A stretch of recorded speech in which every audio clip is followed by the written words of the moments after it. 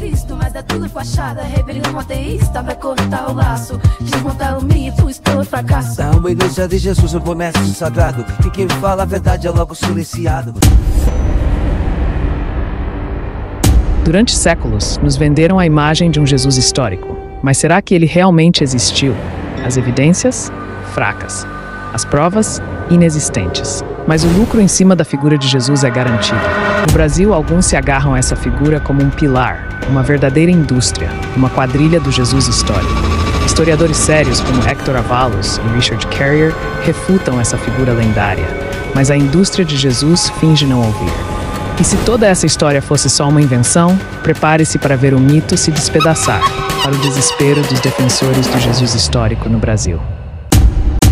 Bom, pessoal, vamos falar sobre um tema que está causando polêmica e indignação na nossa comunidade. A farsa do Jesus histórico e a desonestidade intelectual que se estabelece em torno dele. Recentemente, a historiadora Juliana Cavalcante deu uma entrevista que, sinceramente, é uma vergonha para quem se diz pesquisador. A primeira questão que fica é, como é que um cara como Daniel Gontijo, com um canal de 300 mil inscritos e anos de experiência no YouTube, ainda está fazendo perguntas básicas sobre a existência de Jesus? É complicado, né? A impressão que passa é que ele está mais preocupado em dar palco para quem endossa essa narrativa do Jesus histórico do que em trazer quem realmente critica essa ideia, como o professor José Alessandro Neves e outros pesquisadores sérios. O Gontijo diz que é ateu, mas parece que ele está mais para diretor dessa escolinha que promove essa galera que defende a existência de Jesus. Por que ele não chama pessoas que realmente têm algo a acrescentar, que trazem evidências contra essa balela? O Antônio Miranda, que já refutou tanta coisa em seu canal, foi atacado por essa mesma turma que Gontijo está promovendo. É no mínimo incoerente e desonesto intelectualmente trazer essas pessoas sem proporcionar um espaço igual para o contraponto. E não vamos esquecer que, pelo que se sabe, a família do Gontijo é cristã. Sua sogra é pastora, a esposa é cristã. É um cenário complicado, não? Isso levanta questões sérias sobre a integridade e a credibilidade do trabalho dele. O que está em jogo aqui não é apenas a discussão acadêmica, mas a manipulação da verdade em prol de interesses pessoais ou de um marketing duvidoso. Ao invés de fomentar um debate saudável, ele está reforçando um consenso que já está aí há muito tempo, sem se dar conta de que está fazendo uma defesa acéfala de um mito que já foi muito melhor estudado e criticado. A realidade é que temos pessoas como o professor José Alessandro Neves, o Scania, do canal AV Roma, o Francis Farago, do canal Multiversal Flaviana, e o próprio Antônio Miranda, que estão na vanguarda dessa discussão e que trazem argumentos robustos contra a existência do Jesus histórico. Mas ao invés de dar voz a esses pesquisadores, Gontijo prefere o caminho mais fácil, trazer aqueles que já estão batidos e que só reafirmam o que já foi dito antes. Isso é um perigo para a educação e para o debate crítico. É um desserviço à verdade histórica e à nossa busca por conhecimento. Então, se você é como eu e está indignado com isso, fica aqui comigo, porque a gente vai desmascarar essa historinha toda. Essa galerinha que se acha no direito de falar como se fosse autoridade, só porque tem um título de historiador, não está imune à crítica. E é isso que vamos fazer. Galera, sem mais delongas, bora pro vídeo e ver o que essa historiadora tá falando. Depois a gente volta para discutir essa desonestidade intelectual que tá rolando e analisar ponto a ponto tudo que a Juliana Cavalcante vai trazer nesse vídeo. Vamos começar então. Existem evidências de que Jesus existiu? E se sim, que evidências são essas, Juliana? Então, evidências nós temos, porque a história, eu vou fazer o seguinte, eu vou falar um pouco sobre documento, porque eu acho que é importante também para a galera entender como trabalha o ofício do historiador. Então, o que é documento, antes de eu explicar que fontes são essas? Documento para o historiador, ou fonte, é tudo que é fruto da ação humana. Então, um texto, uma cadeira, um livro, uma mesa, uma porta, tudo isso são frutos de ações humanas, ou seja, o historiador trabalha no campo da física, não da metafísica. Logo, já vou desarmar aí para vocês que experiência pós-morte, como apareceu lá no canal ontem, ressurreição, todas essas questões não são questões de ordem histórica. A gente está preocupado em entender como que, então, as sociedades se formam e os imbricamentos. O que são imbricamentos? Por exemplo, tem a temática do sagrado, a temática da religião. Como o homem e a sociedade interagem com o tema do sagrado, ainda que seja uma crença dele. Mas é uma crença que move política, que cria leis ou desautoriza leis, práticas, comportamentos de ordem ética, moral. E é isso que a gente está interessado, então, em procurar. Então, que evidências são essas do ponto de vista da arqueologia, da cultura material? E que evidências do ponto de vista textuais, que a gente faz uma pequena diferença, porque texto, no fundo, também é cultura material, se cultura material é ação humana. Mas a gente faz essa diferenciação por uma questão de ordem metodológica, que eu também posso explicar mais à frente. Mas, que fontes literárias ou textuais nós temos sobre Jesus? Primeiro, você tem Paulo. Bom, pessoal, é de cair o queixo ver uma historiadora que deveria, teoricamente, prezar pelo rigor científico, tropeçar de maneira tão óbvia nas próprias contradições. Juliana Cavalcanti tenta defender a existência de um Jesus histórico e, como se já não fosse embaraçoso o suficiente, decide usar o apóstolo Paulo como sua fonte histórica. Sim, você ouviu bem. Paulo, aquele que nunca viu Jesus em vida e que baseia seus relatos em visões e histórias de terceiros. E, pasmem, parece que ela considera Paulo uma espécie de prova histórica inquestionável, equivalente a um registro arqueológico ou a uma crônica imparcial. Que ironia. Agora vamos falar sério sobre o que são evidências históricas de verdade. Quando abordamos a figura de Jesus, é essencial separar mitologia e tradição oral de dados históricos concretos. A arqueologia e os textos contemporâneos realmente trazem informações valiosas sobre o período, mas, surpreendentemente, não existe um único registro independente sobre Jesus, um homem que supostamente fazia milagres, causava tumulto e foi executado publicamente. Estranho, não acha? Seria de se esperar que um personagem assim tivesse deixado pelo menos uma linha em algum registro romano. Mas adivinhem? Nada. Juliana, como historiadora, parece bastante confusa sobre o que constitui uma fonte confiável. Se a arqueologia não prova nada, como ela mesma tem costume de afirmar, estamos lidando com uma distorção descarada da metodologia histórica. O trabalho arqueológico, aliás, é um dos poucos métodos que nos permite observar diretamente as sociedades antigas. Curioso, não é? Enquanto ela desqualifica a arqueologia, abraça textos religiosos com uma fé cega, tratando-os como verdades absolutas. Essa é a diferença entre um historiador sério e um propagandista disfarçado. O primeiro examina todas as evidências, enquanto o segundo escolhe a dedo apenas o que confirma sua narrativa. Ela menciona cultura material e interação do homem com o sagrado. Certo, mas cadê a evidência material de um Jesus histórico? Jogar palavras como sociedade, política e temática do sagrado não camufla a ausência de substância.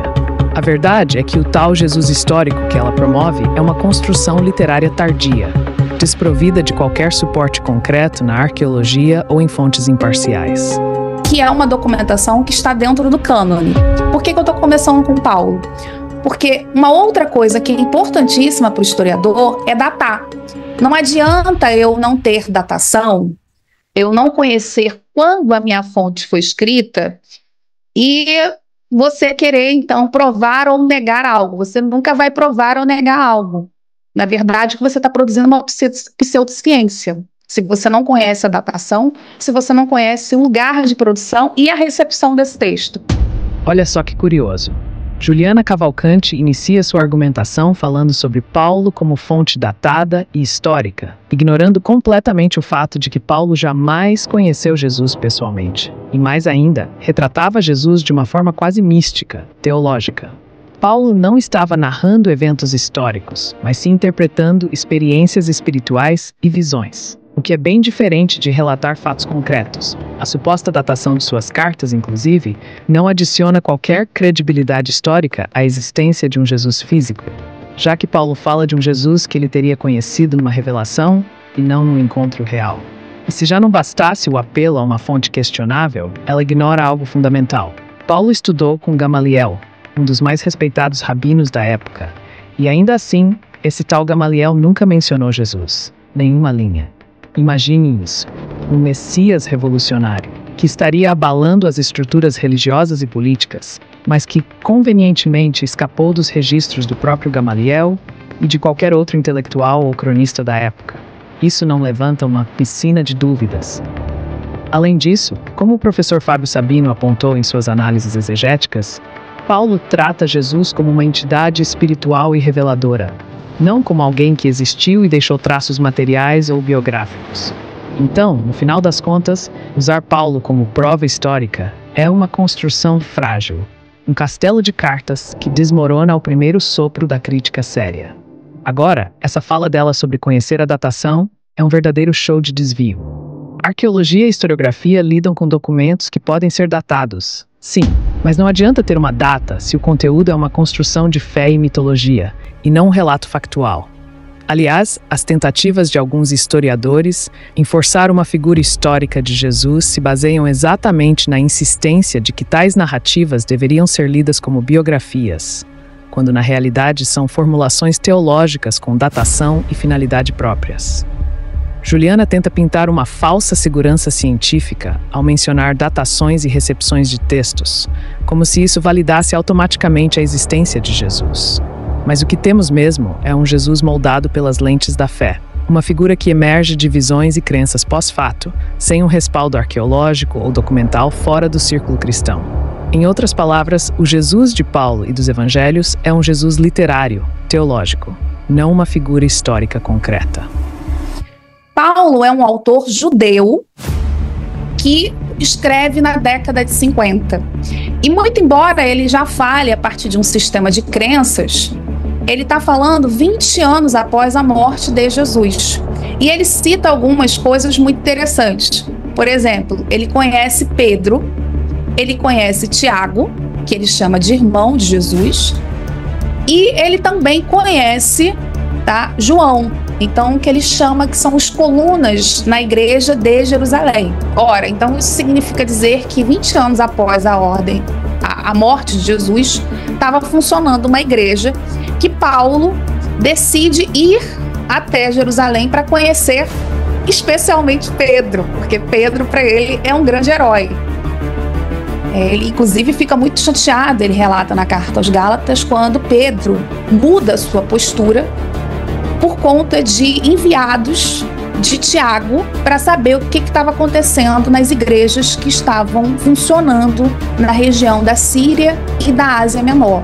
Aliás, pelo próprio Paulo, uma outra informação é muito interessante. A gente percebe que amigos e familiares de Jesus, após sua morte, formam uma comunidade de Jerusalém e vão para a Síria, vão para a Ásia Menor, onde estavam as comunidades de diáspora judaicas que falavam o grego.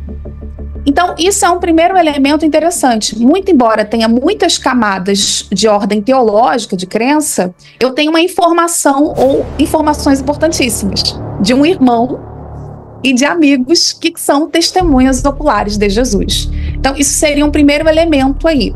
Para além de algumas pequenas informações que ele obtém desses amigos e familiares, e também de informações que estavam no campo da oralidade, que sinalizam ou já apontam para essa evidência de Jesus. Olha só, pessoal. A Juliana trouxe um argumento que parece ter saído de um filme de ficção científica. A ideia de que Paulo, 20 anos após a morte de Jesus, teria se aventurado em Jerusalém para conhecer as colunas da igreja, como Pedro e Tiago, é realmente fascinante, não?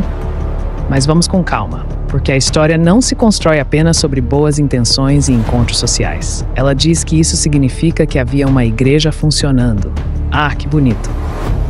Mas será que alguém parou para pensar que a simples presença de uma comunidade não é prova de que Jesus foi um personagem histórico real? A própria Juliana parece esquecer que o que temos são relatos teológicos e não evidências concretas. Paulo fala de Pedro e Tiago, mas e daí? Isso não significa que eles eram testemunhas oculares que confirmam a vida de um Jesus histórico. Quando Paulo menciona esses heróis, ele não está exatamente descrevendo um grupo de pessoas que atestaram a existência de um cara que andava por aí fazendo milagres. Na verdade, Paulo estava muito mais preocupado com questões teológicas e com a construção de uma nova visão religiosa do que em relatar um evento histórico. Se ele tivesse encontrado um Jesus histórico, seria de se esperar que ele tivesse feito um trabalho melhor documentando isso, não acham? E quanto ao fato de que os amigos e familiares de Jesus formaram uma comunidade, vamos pensar um pouco. Muitas vezes, as comunidades são formadas em torno de mitos e narrativas, e não necessariamente de fatos históricos. Alguém já ouviu falar sobre as numerosas comunidades que se formaram ao longo da história, com base em figuras que nunca existiram? O que Juliana apresenta como evidência é, na verdade, uma construção teológica, alimentada por tradições orais que, convenhamos, podem ser tão fiáveis quanto um telefone sem fio. Por fim, essa ideia de que a oralidade sinaliza uma evidência de Jesus é, no mínimo, engraçada. A oralidade é, em grande parte, uma fonte cheia de imprecisões e interpretações pessoais. A tradição oral pode transformar qualquer história em um épico, e não precisamos de muitos exemplos para saber que isso acontece o tempo todo. Portanto, usar isso como um argumento a favor da existência de Jesus é como tentar provar que os dragões existem, porque alguém contou uma história sobre eles. Em resumo, as alegações da Juliana podem soar convincentes para quem não está familiarizado com a crítica histórica, mas, na verdade, elas apenas revelam a fragilidade das tentativas de defender a figura de um Jesus histórico. É mais uma vez um caso clássico de querer crer, não importa o quão fraca seja a evidência. Não bastasse isso, ainda na década de 50, eu tenho a primeira camada, os extratos mais antigos do Evangelho de Tomé, que já era conhecido pela literatura por meio dos manuscritos da autoproclamada ortodoxia cristã, que é o termo que eu gosto de usar, mas que é conhecido mais como patrística. E também a gente tinha um fragmento ou outro, mas a principal evidência sobre o Evangelho de Tomé vem a partir da descoberta da biblioteca de Nag Hammadi, ou Nag Hammadi, no início do século passado. Aliás, no século passado não, primeira metade do século passado. Eu acho que até a Tupá teve aqui, comentou recentemente sobre Nag Hammadi, então eu não vou me aprofundar. Eu posso até, claro, quem não assistiu, posso comentar. Mas, enfim. O fato, então, é que a partir desse material a gente começa a conhecer tradições sobre Jesus, também escritas nesse material originalmente em grego. Agora ela quer trazer o Evangelho de Tomé e a descoberta da biblioteca de Nag Hammadi para o debate. Vamos lá, Juliana, você está se aventurando em águas profundas agora. Primeiro vamos esclarecer. A década de 50 do primeiro século é um período extremamente nebuloso para a história do cristianismo. Falar sobre extratos mais antigos do Evangelho de Tomé, como se isso fosse uma evidência robusta, é no mínimo questionável. O Evangelho de Tomé, para quem não sabe, é uma coleção de ditos atribuídos a Jesus, mas que não faz parte do cânone cristão. Ele é considerado um texto gnóstico, e como qualquer estudioso sério pode afirmar, os textos gnósticos têm suas próprias agendas teológicas e não podem ser considerados fontes confiáveis sobre a vida histórica de Jesus. Além disso, essa ideia de que a ortodoxia cristã teve algum papel fundamental na preservação desses textos é um tanto enganadora. A patrística, que a Juliana menciona, está muito mais preocupada em estabelecer uma doutrina que justificasse a fé cristã em suas diversas formas do que em se comprometer com uma narrativa histórica precisa. Os pais da igreja estavam muito mais preocupados em consolidar seu poder e influência do que em garantir a verdade histórica de suas afirmações. E sobre Nag Hammadi, vamos com calma. Embora a descoberta tenha sido importante para entender a diversidade das primeiras tradições cristãs, a interpretação desses textos não deve ser feita dessa forma, Juliana. O fato de que existiam tradições sobre Jesus que não se encaixam na narrativa ortodoxa não significa que essas tradições sejam evidências de um Jesus histórico real. Elas mostram apenas que havia diferentes visões sobre o que esse Jesus representava e que a história dele foi se moldando ao longo do tempo, sendo reinterpretada por diversas comunidades. O Evangelho de Tomé não fornece uma biografia de Jesus, e sim uma visão de seus ensinamentos que é claramente influenciada pelo contexto cultural e religioso em que foi produzido. O que isso demonstra é que a figura de Jesus estava sendo usada para propagar ideologias e crenças, mais do que para relatar um Messias histórico. E essa é uma diferença crucial que a Juliana parece ignorar. Então, em resumo, toda essa conversa sobre o Evangelho de Tomé e a biblioteca de Nag Hammadi, que ela quer apresentar como evidência, na verdade só reforça o quão fragmentada e manipulada é a imagem de Jesus que temos. Em vez de provar a existência de um Jesus histórico, ela só evidencia que, no final das contas, a construção do cristianismo foi uma colcha de retalhos de tradições e narrativas que buscavam legitimar uma fé em constante transformação. Sinalizando, então, que o movimento de Jesus sem Jesus ou pós-morte é um movimento urbano ou citadino que fala grego e que bebe de um judaísmo helenizado. Então, isso é uma característica que é diferente das testemunhas oculares. Mas a gente sabe que Pedro se dava bem com esses judeus helenizados. É por isso que Paulo fica pau da vida com Pedro, quando Pedro muda a sua postura por conta dos enviados, né? Os seguidores, os discípulos de Tiago. Isso também revela uma tensão interna entre familiares e amigos de Jesus. Um outro ponto, uma outra fonte textual, eu só estou falando de fonte textual ainda, muito interessante, é fruto da fonte Q, que tem uma galera que cisma que é fonte hipotética, que não existiu, que não sei o quê. Por quê? Porque Tomé, a fonte Q, ou a fonte de ditos, ela está na década de 50 também. E ela é uma fonte que começa a ser proposta e começa a ser reconstruída a partir do século XIX, quando as pesquisas sobre o Jesus histórico, que estão situadas entre o século XVIII e o século XIX, elas se iniciam. Por quê? A Juliana realmente está se superando. Agora ela quer falar sobre o movimento de Jesus sem Jesus, como se isso fosse uma teoria inovadora. Vamos ver o que ela traz. Ela começa dizendo que esse movimento é urbano ou cidadino, que fala grego e bebe de um judaísmo helenizado. Sério? Isso é uma revelação? O cristianismo primitivo surgiu em um contexto urbano e multicultural, e não é surpresa que tivesse influências helenísticas. Pessoal, o que ela tenta apresentar como uma nova descoberta é apenas um reconhecimento básico da história. O judaísmo helenizado não foi uma fase opcional, ele foi parte integrante do cenário cultural onde os primeiros seguidores de Jesus operavam. Mas a Juliana tenta fazer parecer que isso é algo que contraria a ideia de testemunhas oculares. E claro, ela menciona a relação entre Pedro e os judeus helenizados como se isso fosse uma grande revelação. Sim, Pedro interagia com esses grupos. O que ela parece não perceber é que as interações entre diferentes grupos culturais e religiosos são comuns na história. É natural que líderes religiosos de qualquer época tentem se conectar com as comunidades ao seu redor. A tensão que ela menciona entre Pedro e Tiago é mais uma dinâmica de poder típica do início de qualquer movimento social do que um indício de que tudo estava em conflito. Agora, a parte da fonte Q. Uau, que ousadia! Para quem não sabe, a fonte é uma hipotética coleção de ditos de Jesus, proposta para explicar semelhanças entre os evangelhos de Mateus e Lucas, que não estão em Marcos. Mas vamos ser claros. O fato de que tem uma galera que cisma sobre a existência da fonte Q é apenas uma reflexão das diversas abordagens acadêmicas que tentam entender como os textos sobre Jesus foram formados. E adivinha? Isso não significa que não houve um Jesus histórico. A existência de uma fonte hipotética não mina a possibilidade de que as tradições sobre um Jesus real tenham circulado entre as comunidades. Ela menciona que essa fonte começou a ser proposta e reconstruída no século XIX, como se isso fosse um ponto contra a pesquisa histórica. Mas convenhamos, a historiografia é um campo que evolui com o tempo. Novas descobertas e métodos trazem uma nova compreensão, e isso é um sinal de que a pesquisa está viva e em evolução.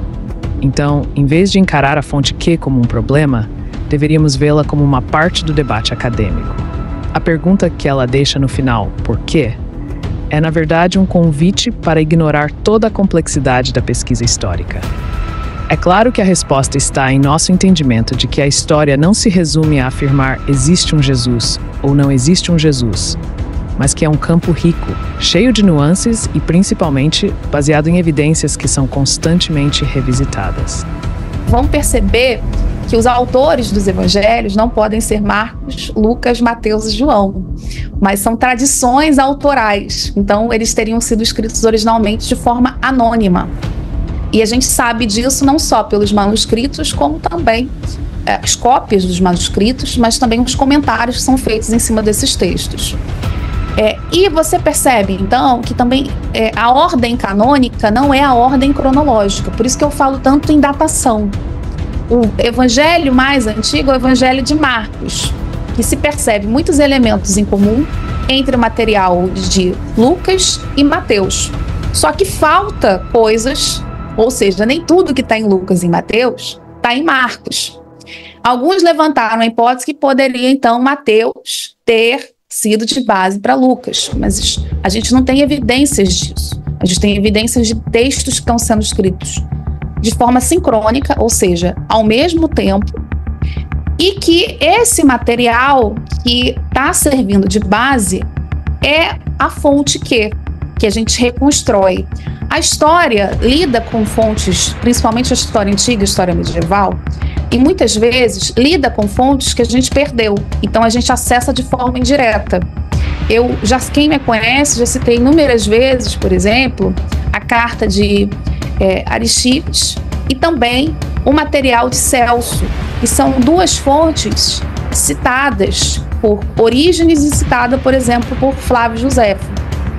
Que uma é falando de um manuscrito, de uma carta, uma correspondência de um judeu helenizado para não-judeus, de forma a apresentar Yahvé como uma divindade sincrética, na ideia do culto ao Deus Altíssimo, ou seja, Yahvé seria conhecido, seria cultuado em outras religiões, só que com outros nomes.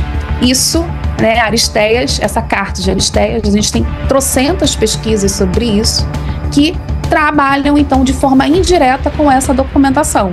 Como nós também temos materiais, muita pesquisa, tanto nacional quanto internacional, sobre Celso, que é um autor que a gente só conhece também pelas informações presentes em Orígenes.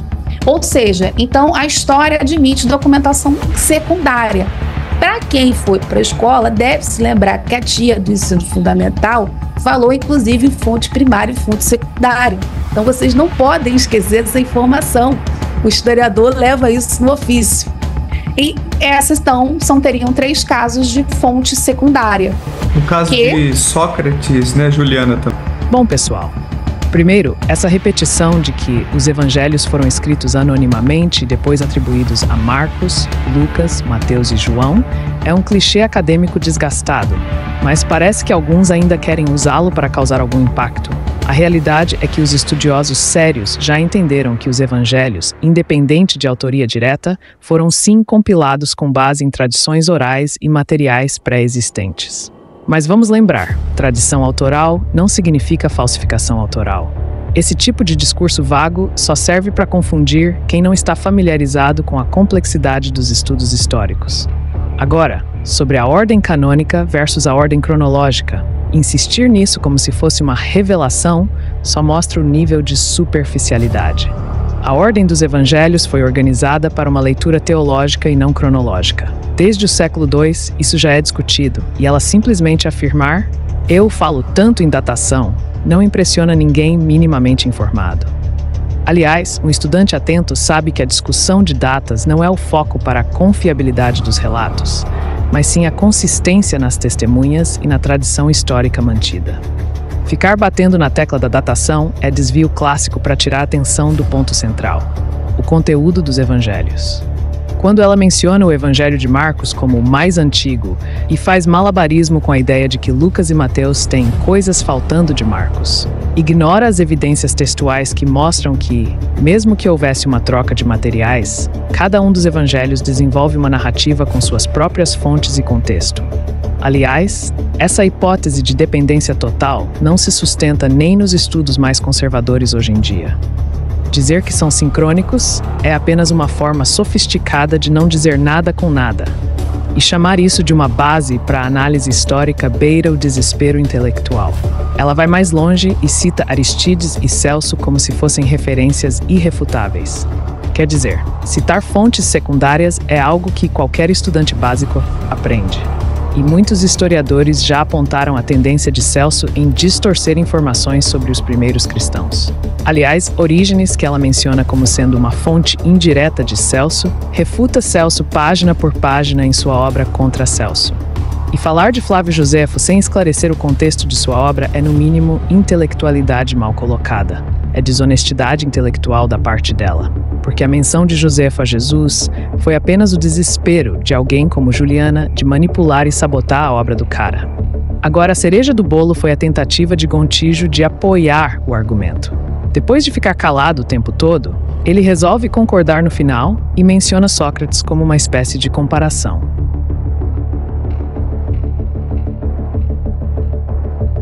Sócrates e Jesus são contextos históricos, culturais e filosóficos completamente diferentes, e qualquer tentativa de analogia direta entre ambos demonstra a falta de distinção. Sócrates é conhecido principalmente por meio de Platão e Xenofonte, que deixaram claras suas intenções filosóficas, enquanto os relatos sobre Jesus focam em testemunhos de vida e impacto social e espiritual. É uma comparação de conveniência vazia, e é preciso ser muito ingênuo ou muito mal intencionado para não perceber a diferença. O que fica claro é que a abordagem dela carece de um fundamento crítico. Ao falar sobre documentos e fontes, ela ignora as profundas críticas que estudiosos como Hector Avalos e Richard Carrier apresentam em relação à veracidade e à origem das alegações sobre a existência de Jesus. Ela fala sobre evidências, mas a real questão é: evidências de quê? Isso é fundamental para o nosso entendimento. Juliana menciona Paulo como uma das fontes sobre Jesus, mas vamos lembrar que o apóstolo não foi uma testemunha ocular. Ele escreve sobre Jesus 2 décadas após a suposta morte dele, e mesmo assim seu texto está repleto de interpretações e crenças que não necessariamente correspondem a fatos históricos. A sua escolha de começar com Paulo é uma manobra que ignora outras fontes mais críticas que poderiam dar um panorama mais abrangente da questão. Além disso, a historiadora se refere à importância da datação das fontes. O que ela não diz é que muitos dos textos atribuídos a Jesus foram editados, reinterpretados e influenciados por contextos sociais e políticos que não refletem a realidade do tempo em que supostamente ocorreram os eventos. O próprio conceito de fontes que ela apresenta é bastante problemático. Ao considerar que documento é tudo que é fruto da ação humana, ela parece banalizar a complexidade da pesquisa histórica. Quando ela menciona as comunidades de diáspora judaica que falavam grego, isso não significa que essas comunidades tenham um conhecimento fidedigno sobre Jesus. O uso de informações de um autor que não estava presente é uma falácia, e mesmo que existam fragmentos de textos, a sua validade histórica deve ser questionada. O Evangelho de Tomé, por exemplo, é um texto que, embora mencione Jesus, não pode ser considerado uma prova da sua existência histórica. Ao contrário, muitos estudiosos argumentam que ele reflete uma teologia que surgiu muito depois dos eventos que narra. Juliana ainda faz alusão à fonte Q, uma teoria que, apesar de sua popularidade, é extremamente contestada. A suposição de que existia um conjunto de ditos de Jesus que influenciaram os evangelhos é uma construção hipotética que não se sustenta em evidências concretas. Assim, ela se utiliza de teorias questionáveis para justificar sua posição, mostrando um desprezo pela crítica acadêmica que refuta essas ideias. E, novamente, o que Gontijo deveria ter feito, e o que é de se esperar de um canal de grande alcance como o dele, era trazer pessoas como José Alessandro Neves e tantos outros para debater essas ideias. A ausência de um contraponto torna a discussão desonesta e, no fundo, revela que a escolha de Juliana é um reflexo da agenda do próprio Gontijo. Se ele estivesse realmente interessado em promover um debate crítico e saudável, traria vozes que divergem da narrativa tradicional. O que vemos aqui é uma tentativa de manter viva uma história que já foi suficientemente questionada. Ao trazer somente aqueles que defendem a existência de Jesus, Gontijo não só desinforma seus seguidores, mas também perpetua uma visão monolítica que ignora a rica diversidade de opiniões que existem nesse campo. Por fim, essa palhaçada que está rolando é mais do que um desserviço. É uma quadrilha que defende o Jesus histórico, sem considerar as vozes críticas que poderiam realmente iluminar essa discussão. O que se espera de um ateu militante e de um historiador crítico é que eles promovam o debate baseado em evidências, e não que se deixem levar por interesses pessoais ou por uma agenda que só promove desinformação.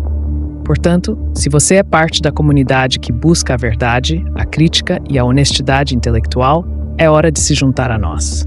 Não vamos permitir que essa escolinha do Gontijo continue a disseminar informações enganosas sem um debate adequado. Se você gostou do conteúdo, não esqueça de deixar seu comentário, compartilhar e se inscrever. Vamos juntos desmascarar essa farsa. Séculos de mentira, de micro fabricado, vem logo Jesus. Procuro garantir abençoado, mas quem quer saber da verdade não vê solução. Só manipulação, envolve oração. Nos venderam um Cristo que nunca pensou aquilo.